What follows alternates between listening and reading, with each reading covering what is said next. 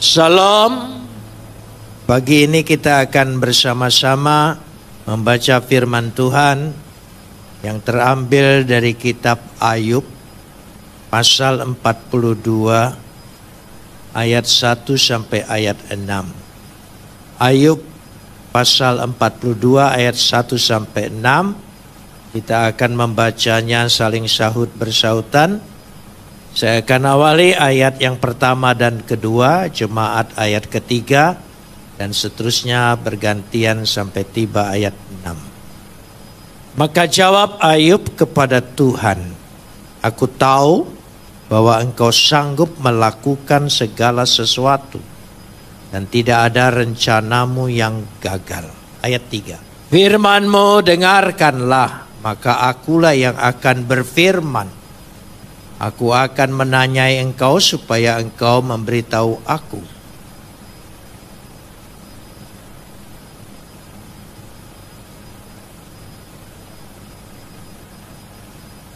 Oleh sebab itu aku mencabut segala perkataanku, dan dengan menyesal aku duduk dalam debu dan abu. Kapot lecha Adonai Elohenu kapot lecha. Segala kemuliaan ya Adonai Tuhanku, kemuliaan bagi. Saudara yang dikasihi Tuhan, dalam sastra kitab Ayub, kesimpulan itu ditaruh di depan. Yang kita baca ayat 1 dan 2 adalah kesimpulan. Begitu juga kitab Mazmur, susunan sastranya hampir sama. Kalau saudara membaca Mazmur ayat 1 dan 2, itulah kesimpulan dan sekaligus menjadi judul. Dan baru ketiga masalah, persoalan, pergumulan. Karena itu kita akan langsung saja masuk pada ayat yang ketiga. Dikatakan di situ, firman-Mu, siapakah dia yang menyelubungi keputusan tanpa pengetahuan? Itulah sebabnya tanpa pengertian aku telah bercerita tentang hal-hal yang sangat ajaib bagiku yang tidak ku ketahui. Kehidupan Ayub menceritakan hidup ini penuh rahasia, misteri. Dan ada juga realita yang kadang-kadang kita tidak mengerti. Karena itu ketika orang ada persoalan, jangan sok nasihat. Ya, Pak, termasuk pendeta, tidak bisa mengerti. Kita merencanakan hidup ini, saya percaya tidak ada yang sembarangan. Pasti merencanakan hal yang baik. Tapi realitanya, kenyataan yang kita hadapi seringkali di luar pikiran kita. Ketika kita merencanakan pernikahan, gak ada yang berpikir mau bercerai. Gak ada. Tapi kenyataan tidak dapat dipungkiri. Orang berakhir rumah tangganya dengan bercerai. Kita tidak mengerti. Begitu juga kita ambil studi bidang sesuatu. Tapi pekerjaannya berbeda sekali dengan apa yang kita sudah siapkan. Karena itu penuh misteri. Karena itu Tuhan katakan jangan suka komentar. Jangan sok tahu. Ya, itu yang diakui di sini. Siapakah dia yang menyelubungi pendapat kita, persepsi kita seringkali menjadi menyelubungi rahasia Tuhan, rencana Tuhan di dalam kehidupan kita. Supaya gambarannya jelas, ketika Ayub mendapat penderitaan yang amat sangat dalam kehidupan manusia. Ya, boleh dikatakan orang saleh, sangat beribadah, baik dalam keluarga, sukses dalam usaha, tapi mengalami penderitaan seperti itu. Menjadi sebuah tanda tanya. Kenapa ini harus terjadi? Dia punya 3 teman yang bijaksana, ahli dalam berpikir, dalam astronomi, dalam segala sesuatu. Ternyata keahlian manusia tidak bisa menebak hidup itu. Karena kita belum pernah punya pengalaman hidup. Saya kasih contoh. Ada yang punya pengalaman hari Senin yang akan datang besok. Kita tidak tahu. Hari ini kita duduk di sini. Kita tidak tahu. Karena itu misteri. Yang tahu kehidupan itu Tuhan. Karena yang memberikan kehidupan. Saya kasih contoh begini. Saya lahir bukan sebagai orang Kristen. Karena membaca Alkitab secara pribadi, bukan diajak orang atau berdiskusi dengan orang, mempelajari sendiri. Ketika saya membaca Alkitab untuk menyelidiki dan mempelajarinya, pada Yohanes 1 ayat 1, Tuhan buka pikiran dan hati saya. Karena dalam kepercayaan agama saya yang lama, saya percaya Isa Al-Masih itu adalah kalamnya Tuhan dan rohnya Tuhan. Tapi hanya sampai di situ. Nah, dia hanya seorang sampai di situ. Tapi ketika saya membaca Yohanes 1 ayat 1, pada mulanya adalah firman, kalam. Dalam Alkitab masih tahun 72-an, terjemahannya itu kalam. Dia adalah kalam. Dia adalah firman. Firman itu bersama-sama dengan Tuhan. Lembaga Alkitab menerjemahkan Allah. Silahkan. Dan firman itu adalah tuh. Di situ baru terbuka hati saya. Sehingga saya mengambil keputusan tanpa bimbingan untuk percaya pada Yesus. Dan saya sampaikan keputusan saya ini baik kepada teman maupun kepada lingkungan saya waktu itu, dan membuat geger. Akhirnya saya ditangkap. Dianggap memberikan kekacauan. Pada waktu itu belum ada undang-undang seperti sekarang tentang pelecehan umat agama, tapi waktu itu adalah subversi. Pempres 11 tangkap sebagai tahanan politik. Waktu ditangkap saya tidak mengerti. Lalu di mana Tuhan? Kenapa Tuhan tidak bela? Menjadi tanda tanya bagi saya. Di mana dia? Jangan-jangan pilihan saya ini salah. Kan saya tidak korupsi, tidak menipu. Saya hanya dari tidak percaya menjadi percaya. Di mana pembelaannya? Di mana dia? Ada tanda tanya. Saya bertanya dengan doa, tidak ada jawaban. Sampai hari ini kalau saya berdoa tidak ada jawaban. Ada suara di telinga saya, "Hei Yusuf Roni," nggak ada, saudara. Saya belum tingkat itu. Saya masih tingkat bawah-bawah saja, saudara. Yang tingkat itu sudah luar biasa, tingkat dewa. Hening, tidak ada jawaban. Kecewa. Tapi perlahan hati saya dikuatkan. Hati saya dihiburkan. Acap kali saya berpikir, acap kali saya bimbang dan ragu, selalu diingatkan Tuhan, keselamatan itu hanya ada dalam Yesus. Tidak seorang pun pernah melihat Tuhan. Memang betul, Tuhan tidak bisa dilihat karena dia roh, gaib. Tapi anak yang ada di pangkuannya. Kata anak di sini bukan hubungan biologis ya. Anak ada bapak, ada ibu. Enggak. Anak kunci mana ibunya bapaknya? Ada enggak? Kenapa enggak ditanya? Anak tangga juga enggak ada ibu bapaknya. Kenapa tidak ditanya? Karena itu hanya bahasa simbolis. Jadi kata anak di pangkuan bapak itu secara simbolis bahwa satu-satunya yang keluar dari bapak hanya anak. Itu bahasa simbolis. Dialah yang menyatakannya.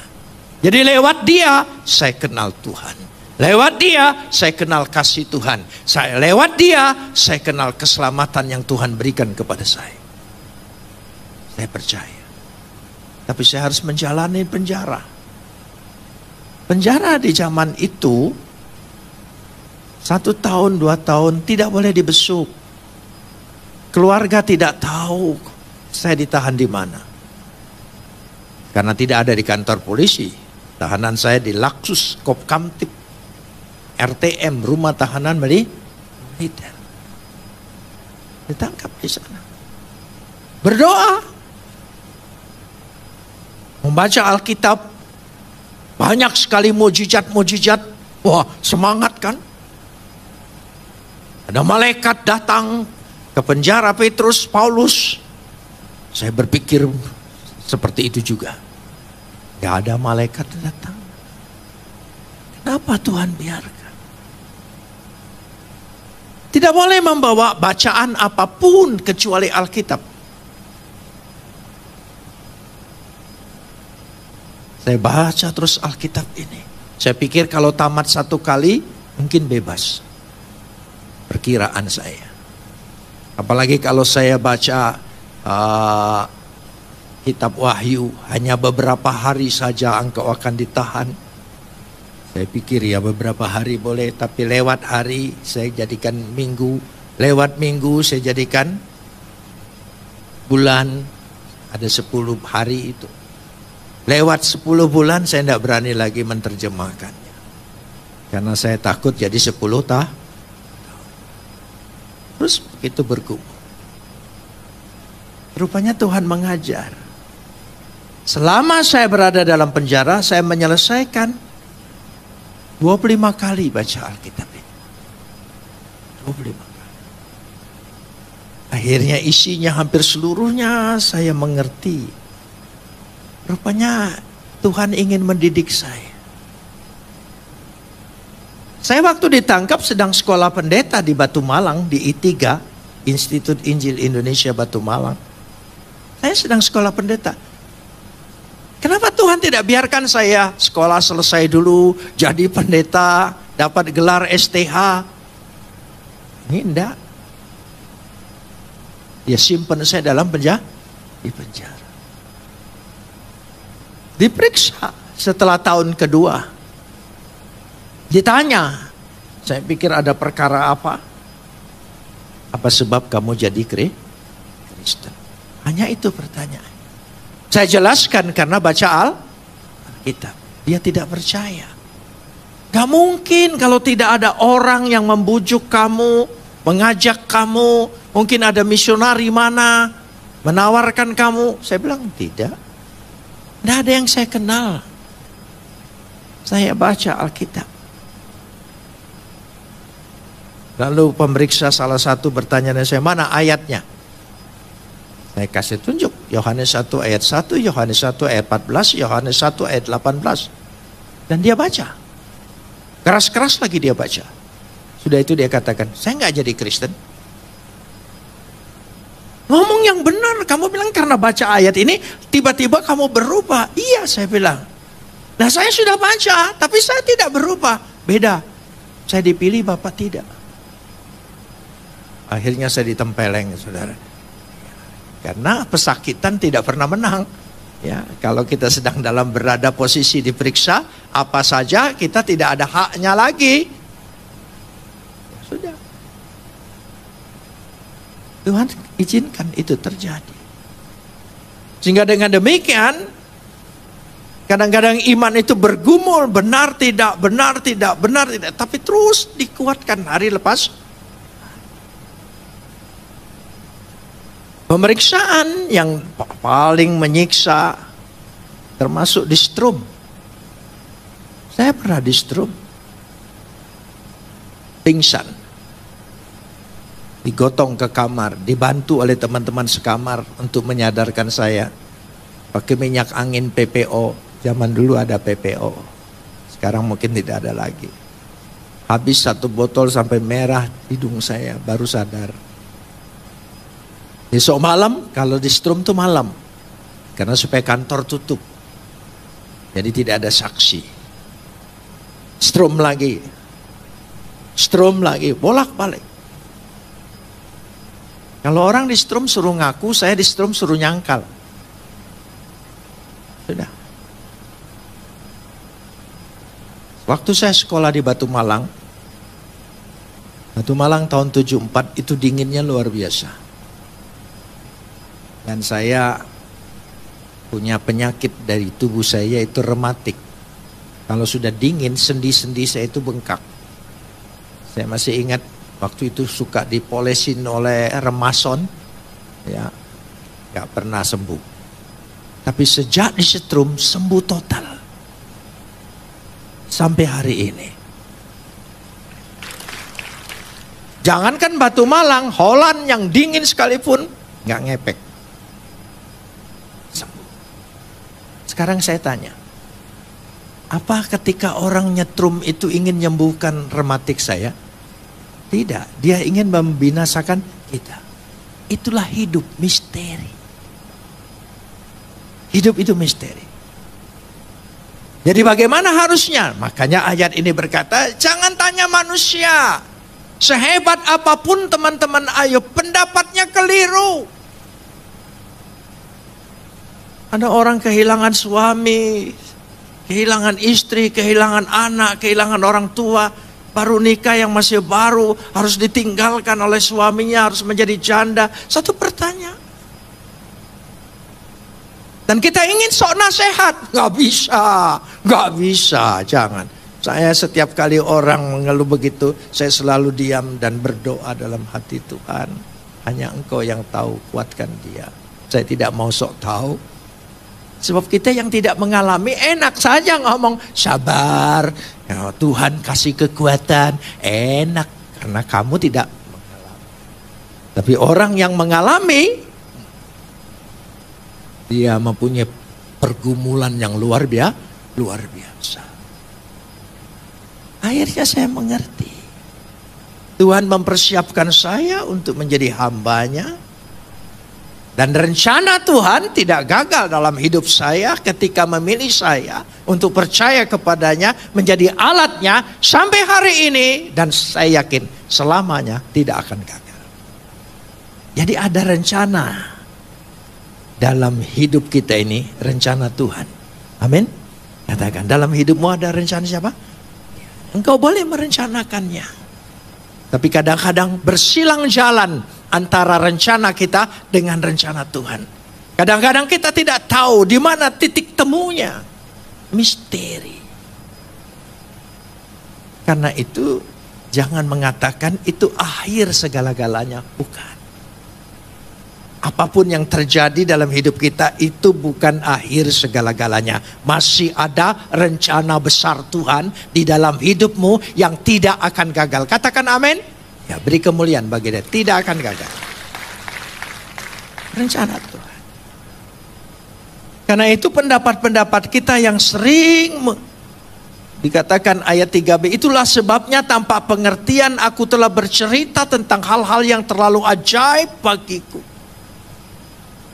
Higati, kata bercerita di sini berpendapat. Kemungkinan-kemungkinan. Kita kan memang kita ingin menasihati Tuhan. Karena itu ayat 4 kuncinya rahasia kehidupan itu ada pada firman Tuhan. Katakan amin. Ayat 4. Firman-Mu dengarlah, maka akulah yang akan berfirman. Jelas dikatakannya. Shemana, dengar aku. We anochi, aku, Adonai, Adaber yang berfirman. Tuhan yang berfirman. Bukan kita yang berfirman. Makanya Tuhan tantang pada ayat yang ke-4b. Coba. Aku akan menanyai engkau supaya engkau memberitahu aku. Kalau engkau memang sok tahu, lebih pintar, lebih segalanya. Coba kata Tuhan, ajarin aku. Hidupmu itu harus bagaimana?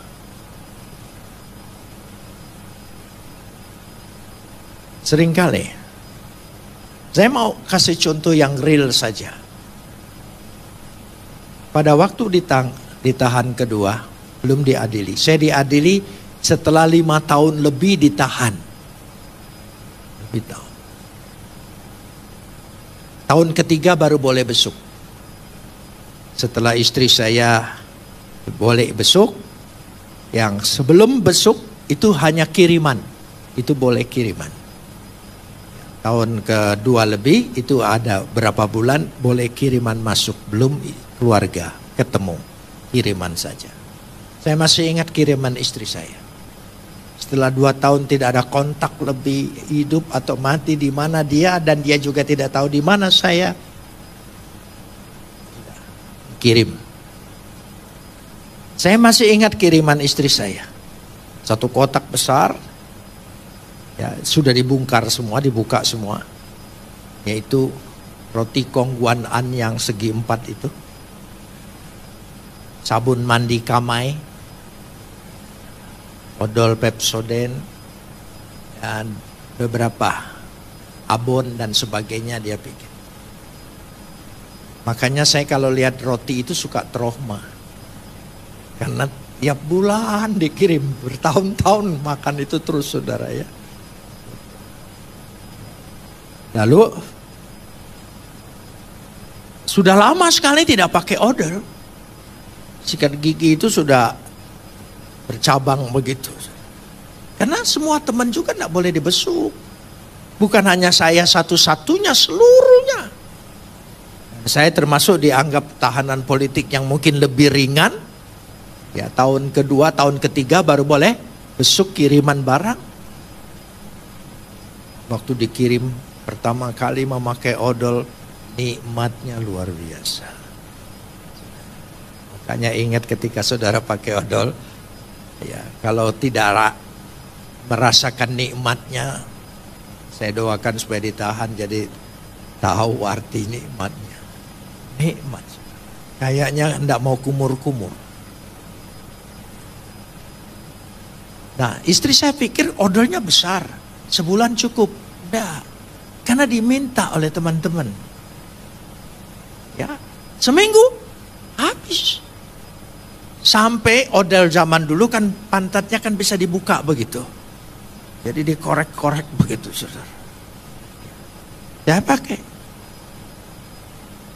Sudah karena tidak ada odol lagi, tidak enak mulut ini.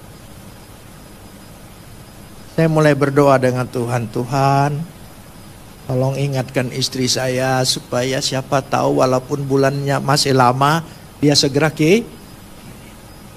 Saya minta odol Tuhan. Waktu mau mengucapkan minta odol dengan Tuhan, saya tidak tega. Karena saya orang Protestan, tidak pernah diajar minta yang kecil-kecil. Minta doa syafaat yang besar, besar semuanya. Masa Tuhan ngurusin rasanya kan tidak enak, saudara. Tapi ya karena butuh, Tuhan tolong odol lah. Tapi dalam pikiran saya, istri saya kirim. Jadi saya mengimani, istri kirim, istri kirim, istri kirim, istri kirim. Loh, iman dengan iman-imanan itu beda, saudara ya. Jadi saudara jangan sampai percayakan Tuhan. Engkau sakit, Tuhan pasti tolong, pasti sembuh. Amin. Doa. Tapi jangan sembuh, sekarang sembuh. Jangan maksain. Namanya aja muji. Kalau mu itu dari sana, mu bukan kujijat. Dan saudara, jangan maksain. Ya saudara, jangan rasa sakit, sembuh, sehat. Itu motivator itu, saudara ya. Firman Tuhan, biarlah pekerjaan Tuhan, dia tahu tepat waktu bagi kita. Jadi saya pikir istri saya kirim dari jam 9 pagi sampai jam 2 siang itu waktu besuk. Saya kasih tahu nanti supaya siapa tahu saudara punya pengalaman. Jadi itu waktu besok. Sampai jam 2 tidak ada. Nah dari jam 2 sampai jam 4 ya itu penjara Kalisosok, di sebelahnya kantor Kejaksaan Negeri. Ya.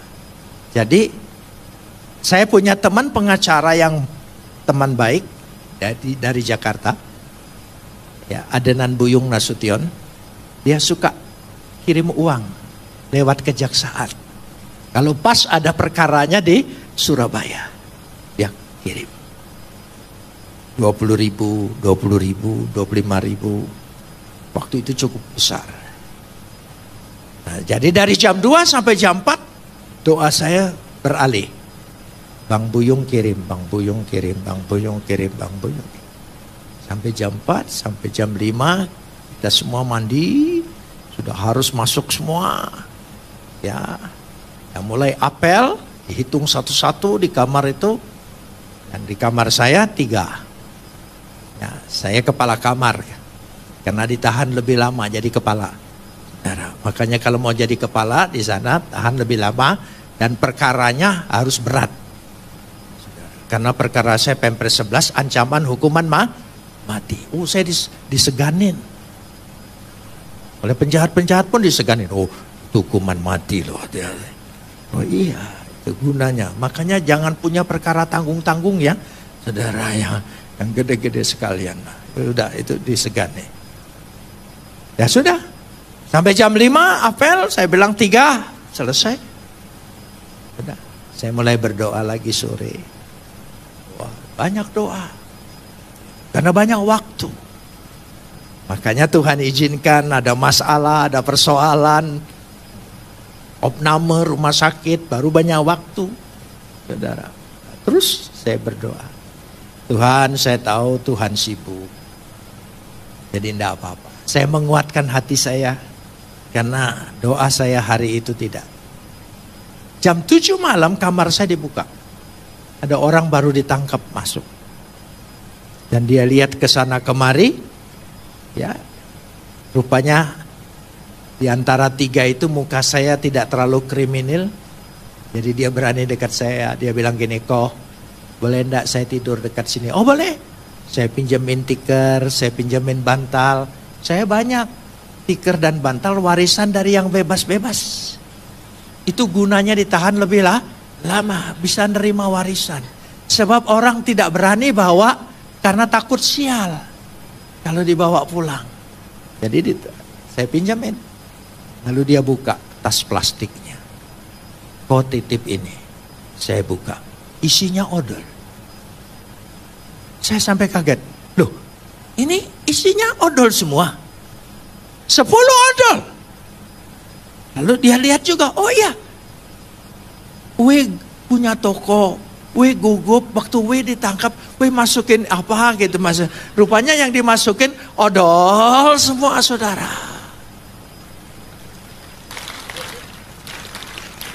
Tidak pernah terpikirkan oleh saya, Tuhan mau mengabulkan doa saya lewat orang yang baru ditangkap. Gak ada jalur otak saya. Tapi itulah misteri. Itulah rahasia kehidupan. Amin. Rahasia kehidupan. Masih banyak kita harus jalani rahasia kehidupan ini. Yang penting nanti dikatakan ayat ini, mengimani, percaya. Hari itu saya dapat 10 odol. Luar biasa saudara. Besok pagi orang ini dibon lagi untuk diperiksa. Sampai jam 5 sore tidak datang. Terus apel. 4, 1 di luar, 3 di dalam. Petugas bilang coret saja. Kenapa? Salah tangkap. Hanya untuk kirim? Ya hati-hati.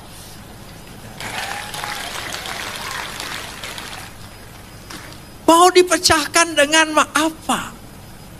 Itulah arti rahasia rahasia kehidupan. Nggak ngerti. Waktu saya baru menikah, teman-teman saya Karena saya termasuk dianggap banyak pacarnya. Ini aja sudah 78 ini. Dulu masih muda saudara ya. Jadi ketika saya menikah, teman-teman saya dulu berkata, paling lama dia setahun. Paling lama. Ternyata sudah 54 tahun lebih. Pasangannya tetap sama. 54 tahun. Lalu apa rahasianya? Saya sendiri tidak ngerti. Yang penting saya jalanin. Ya, kadang ngambek, kadang ini, kadang sudah, aduh kayaknya udah angkat tangan ini. Kayaknya aduh sudah salah kawin ini. Ya, tapi apa yang menguatkan? Dua hal saja. Satu, waktu kita berjanji berdua, janji itu di hadapan siapa? Nah itu saja. Tolong diingat, janji itu di hadapan siapa? Berarti ketika kita melanggar siapa? Itu saja. Ingat, ketika apapun persoalan, wah banyak masalahnya. Ya. Dari sebelum menjadi pendeta, sudah jadi pendeta, masalah tetap sama. Gak mungkin rumah tangga pendeta, sabar, kasih, senyum-senyum semua. Bohong itu saudara ya. Gak mungkin, ngambek-ngambek lah. Lebih mudah emosi dengan orang sepasang daripada dengan orang lain. Ayo. Orang lain kita bisa nahan emosi. Dengan pasangan, gak bisa nahan emosi. Gak bisa. Itu yang terjadi. Sudah. Yang kedua, ketika kita menikah diberkati, dua menjadi satu. Kita dipersatukan siapa? Sekali lagi, kita dipersatukan siapa? Jadi kalau kita setiap ada masalah, ada persoalan, ada hal apa yang kritis bagaimanapun, ingat, aku dipersatukan oleh Tuhan. Itu yang menguatkan terus menerus untuk bertahan. Nanti bulan April 55 tahun. Ya. Nah. Tapi kalau ditanya siapa istriku, sampai hari ini aku nggak tahu. Misteri. Perempuan itu misteri.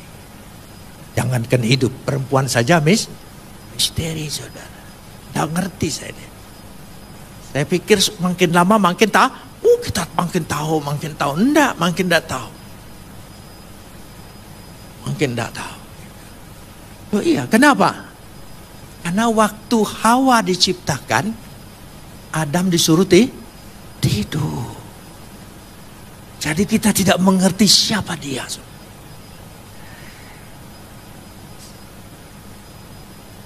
Dulu saya pikir masih muda, keras sedikit suara, dia diam.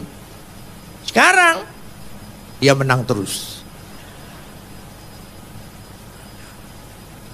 Saya berani ngomong gini karena dia tidak ikut. Kalau dia ikut, saya tidak berani ngomong gini, saudara. Nah, tapi untuk menunjukkan itulah rahasia firman Tuhan. Firman Tuhan. Karena itu ayat yang kelima, hidup itu bukan teori. Hidup itu dialami, pengalaman. Iman itu pun bukan teori. Iman itu bukan dogma yang tersusun dengan pengajaran gereja, dengan buku-buku yang besar dan tebal-tebal. Bukan. Iman itu pengalaman. Karena itu Alkitab itu tidak ada isinya metode, teori, wacana. Alkitab semua isinya kisah, peristiwa, perjalanan hidup, pengalaman hidup.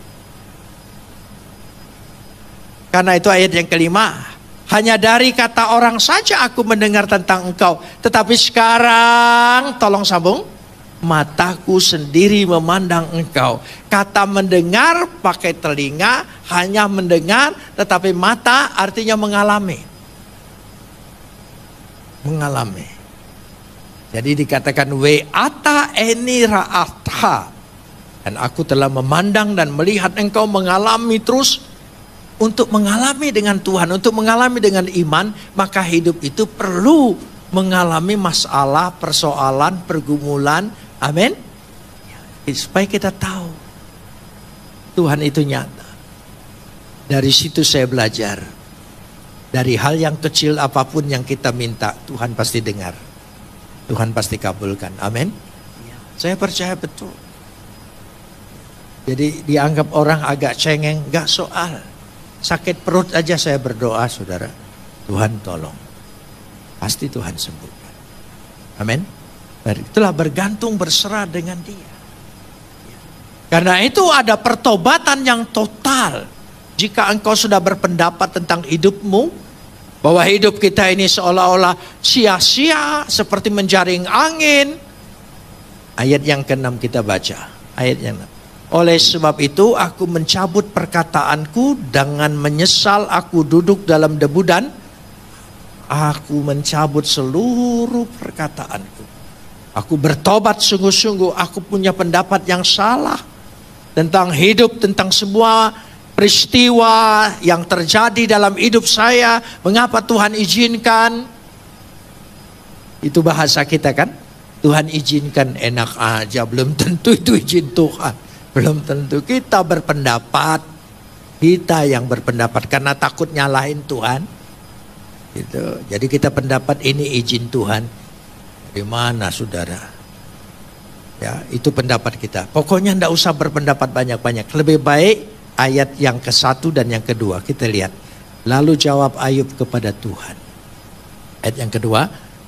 Aku tahu bahwa engkau sanggup melakukan segala sesuatu dan tidak ada rencanamu yang gagal. Saudara mengimani, amin. Saya tahu, coba perhatikan ayat yang kedua. Aku tahu bahwa engkau sanggup melakukan segala sesuatu dan tidak ada rencanamu yang gagal. Saudara mengimani? Dan itu akan terjadi dalam hidup kita. Dan tidak ada yang gagal. Sekarang kita belum tahu, sekarang kita belum lihat, tidak apa-apa. Percayalah, di ujung sana Tuhan berikan kebaikan luar biasa. Amin. Saya berpikir dulu mungkin hidupku akan berakhir di sini. Tapi tidak. Sampai melihat cucu besar-besar, sudah kerja-kerja, sudah tamat sekolah semua. Ya, tapi karena cucunya banyak laki jadi belum dapat mantu. Nah, ya, karena anak laki lebih lama cari jodohnya gitu. Kalau anak perempuan cepat-cepat dicariin. Jadi seperti itu. Semua karena berkat Tuhan. Tuhan mengalami. Kita ingin mengalami bersama Tuhan. Amin. Iya. Dan terus menerus mengalami bersama Tuhan. Dalam kehidupan kita ini. Izinkan Tuhan punya acara dalam hidup kita. Tuhan beracara dalam hidup kita. Amin. Jadi kalaupun apa yang terjadi menimpa kita yang kita tidak inginkan, Tuhan, aku berserah padamu. Aku tidak tahu apa-apa. Tapi ajar aku mengerti, ajar aku kuat. Sehingga aku dapat menjalani ini semua. Dan sehingga pada ujungnya aku mengerti rencana Tuhan tidak ada yang gagal. Mari kita berdoa.